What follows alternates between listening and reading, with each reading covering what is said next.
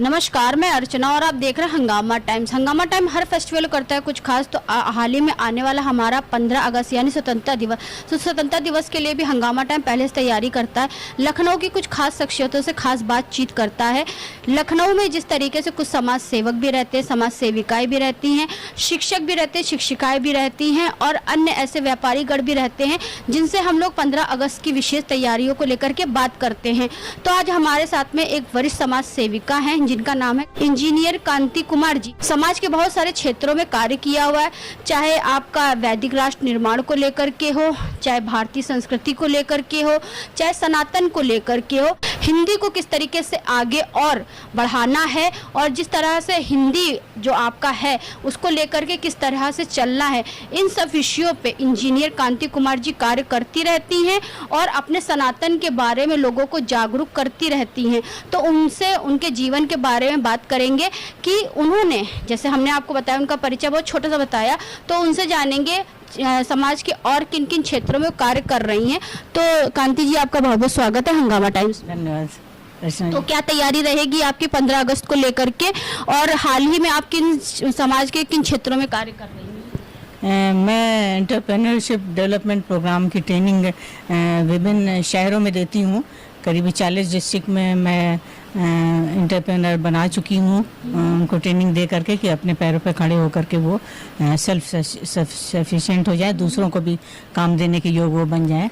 तो इससे समाज में बहुत प्रगति। मैंने आपको एक स्कूल में देखा था, आप एक स्कूल में लड़कियों को तलवार चलाना सिखा रही थी, आत्मरक्षा कैसे करा जाता है इसके बारे में भी आप उनको ट्रेनिंग दे रही थी। तो इस क्षेत्र में आप कब से कार्य कर रही हैं? मैं आर्य समाज में करीबन 60 साल से जुड़ी हुई हूँ। अपनी माँ के साथ मैं आर्य समाज में जाती थी, तो मैं ये देखती थी कि आर्य वीरांगना दल जब अंतर्राष्ट्रीय सम्मेलनों में जाती थी तो पूरा कार्यभार संभालते थे। तो मुझे लगता था कि लखनऊ में इसकी एक बड़ी ज़रूरत है कि आर्य वीरांगना शिविर लगा करके ऐसे दल को बनाया जाए कि जो कि अपनी आत्मरक्षा तो कर ही सके, राष्ट्र की रक्षा में भी वो अपना योगदान कर सके। तो इस वजह से मैंने ऐसे शिविर लगाना, लड़कियों के खास करके, क्योंकि आजकल के टाइम में ऐसा सामयिक है कि लड़कियों को अगर इस चीज़ की ट्रेनिंग दी जाए आत्मरक्षा की तो उसकी बहुत बड़ी ज़रूरत है। तो मैंने उसका प्रण उठाया कि ज़्यादा से ज़्यादा मैं लड़कियों को ट्रेनिंग इसकी दूंगी जिससे कि वो राष्ट्र रक्षा में अपना योगदान कर सके। तो मैंने आप वीरांगना का शिविर यहाँ पर लगाया था टीडी गर्ल्स कॉलेज में। अब मैं डीएवी कॉलेज में करीब 5,000 लड़कियों का शिविर जो कि आने वाले दिनों में मैं लगाने वाली हूँ। और अभी रामदेव जी और मुख्यमंत्री के टाइम का इंतजार कर रही हूँ, उसी के साथ में आपको टाइम में आप रामदेव बाबा को बुलाने वाली हैं और मुख्यमंत्री योगी जी को बुलाने वाली हैं। जी हाँ, क्योंकि योगी जी इस क्षेत्र में बहुत लड़कियों के लिए बहुत करते हैं, तो मुझे लगता है कि वो इस प्रोग्राम को देखकर बड़े खुश होंगे। और बाबा रामदेव भी गुरुकुल की करते हैं, तो मैं गुरुकुल की कन्याओं को ही बुला करके ये शिविर यहाँ पर लगाऊंगी, 5,000 लड़कियों का शिविर। तो मैम ये बताइए, आप कई संस्थाओं से जुड़ी हुई, लखनऊ में हमने आपको देखा कई संस्थाओं से जुड़ी हुई हैं, तो कुछ संस्थाओं के बारे में आप बताइए। मैं भारतीय भाषा प्रतिष्ठानम से जुड़ी हूँ, जो कि अब आपने भी बताया कि हिंदी के लिए कार्य करती है। मैं आर्य समाज मंदिर से जुड़ी हूँ, जिला आर्य प्रतिनिधि सभा की मैं उप प्रधान हूँ। यहाँ करीबन 50 आर्य समाजें हों जिनकी कि मैं देखती हूँ कि वो कैसे आगे बढ़ें और कैसे राष्ट्र में आगे अपने उपदेशकों को ला सके, क्योंकि आर्य समाज का काम है कि यज्ञ करना कराना, सारे 16 संस्कारों को कराना। तो मैं 16 संस्कारों को प्रतिपादित भी करती हूँ, गर्भाधान से लेकर के और मृत्यु पर्यंत तक जितने संस्कार होते हैं 16 संस्कार। तो एक महिला होने के नाते मुझे ये कार्यभार स्वामी दयानंद सरस्वती की वजह से मिल पाया कि लड़कियां भी गायत्री मंत्र को, वेद मंत्रों को पढ़ें। वरना आजकल के तो जो कि तथाकथित शंकराचार्य अपने को बोलते हैं, वो कहते हैं कि स्त्रियों को वेद मंत्र नहीं बोलने चाहिए, स्त्रियों को गायत्री मंत्र नहीं बोलना चाहिए। तो आर्य समाज इस दिशा में स्त्रियों को, क्योंकि मैत्री, गार्गी, सीता, ये सब हमारी जो पूर्व आर्य विदुषी थी, तो वो सब बिना संस्कृत पढ़े तो नहीं थी, वो शास्त्रार्थ करती थी। तो वेद के मंत्रों द्वारा ही उसी का साक्ष्य रख के वो शास्त्रार्थ करती थी। तो जब वैदिक हमारे सनातन काल से ऐसा चला आ रहा है, तो क्यों अब इसका विरोध होता है कि औरतें वेद मंत्र ना पढ़ें। तो मैं बात है। मैम जैसे इस बार हम लोग अपने आज़ादी का जो अमृत महोत्सव मना रहे हैं, 76 साल पूरे हो गए हैं, 76 पूरा हो गया है, लेकिन अभी भी बहुत से लोग ऐसे हैं हमारे देश में जिनको 15 अगस्त यानी कि स्वतंत्रता दिवस और 26 जनवरी यानी गणतंत्र दिवस के बारे में पता नहीं है। वो 26 जनवरी को स्वतंत्रता दिवस और 15 अगस्त को गणतंत्र दिवस कह देते। तो इस मुद्दे पे क्या कहेंगे? मैं ये कहना चाहूँगी कि ये हमारी सरकार की भूल ही कहेंगे कि अब जो 15 अगस्त 26 जनवरी पहले स्कूलों में बड़े धूमधाम से मनाया जाता था, लेकिन अब क्या होता है कि जो गवर्नमेंट कॉलेज हैं उनमें तो मनाया जाता है, उनमें छुट्टी नहीं होती, बाकी कॉलेजों में छुट्टी हो जाती। जब छुट्टी हो जाएगी तो बच्चे किस चीज़ की छुट्टी घर में पूछते हैं, तो 15 अगस्त। तो 15 अगस्त क्या होता है उन्हें नहीं पता। जब वो जाएंगे नहीं, वो मनाया ही नहीं जाएगा स्कूल में, तो कैसे उन बच्चों को पता चलेगा कि 26 जनवरी 15 अगस्त क्या होता है और क्यों मनाया जाता है। तो ये एक बहुत बड़ी कमी मैं बच्चों में, और बच्चों में क्या अभिभावकों में भी देख रही हूँ कि वो भी नहीं बता पाते, क्योंकि वो भी ऐसे ही स्कूलों से पढ़ करके आए हुए हैं। तो ये मैं सोचती हूँ कि स्कूली शिक्षा की बहुत बड़ी कमी है। अगर इसको कंपलसरी बना दिया जाए कि उस दिन खुला रहेगा 26 जनवरी और 15 अगस्त को, तो कम से कम हमारे जो जो शहीद हुए हैं हमारे देश के लिए,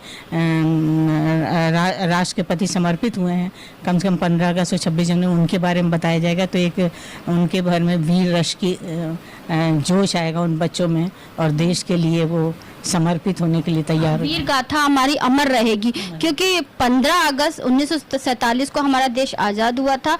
26 जनवरी 1949 को यानी कि 49 को हमारा संविधान बना था और 50 में लागू किया गया था। 1 साल बाद उसको लागू किया गया था। तो अगर हम बच्चों से सभी पूछते हैं कि लागू कब हुआ था, बना कब था, कितने दिन लगते हैं, तो उनके बारे में नहीं पता रहता है। तो हम लोग भी अपने चैनल की तरफ से ये खास करते हैं 15 अगस्त और 26 जनवरी हो तो इस मैसेज को पहुंचाते हैं कि हमारा जो राष्ट्रीय पर्व है कम से कम उसको याद रखें।